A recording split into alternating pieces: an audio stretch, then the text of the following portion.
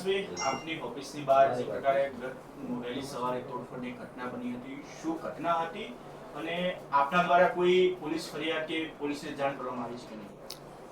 સમગ્ર ઘટના ગઈકાલે રાત્રે 12 વાગ્યાના આસપાસ બની હતી, જેમાં થોડાક લોકો પાઇપો સાથે અમારા કાર્યાલયની સામેના ભાગમાં રહેતા દેવાંગભાઈ મિસ્ત્રીના ઘર ઉપર હુમલો કરવા માટે આવ્યા હતા. સ્વાભાવિક રૂપે કાર્યાલય સામે જ હોવાના કારણે એ પ્રાંગણની અંદર જ આ ઘટના બની છે, જેની અંદર દેવાંગભાઈ મિસ્ત્રીના ઘર ઉપર હુમલો કરવાનો પ્રયાસ કર્યો હતો.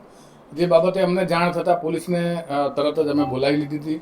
પોલીસ પણ પૂરતા પ્રમાણમાં હાજર રહી ફરિયાદ લઈ અને જે કોઈ આરોપીઓ હતા, જે ધમાલ કરવા આવેલા હતા, એ તમામની શોધખોળ એ લોકોએ શરૂ કરી છે રાતથી જ.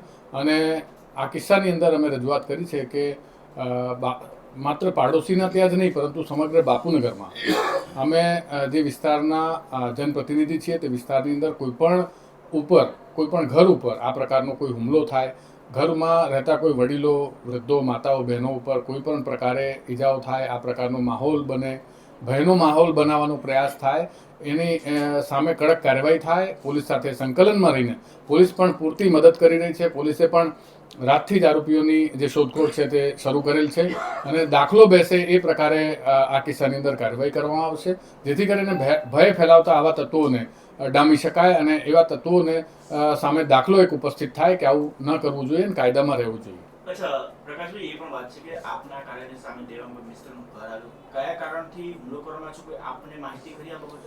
મળતી માહિતી મુજબ દેવાંગભાઈ મિસ્ત્રી પાસેથી એમને કંઈક પૈસાની માંગણી કરી હશે.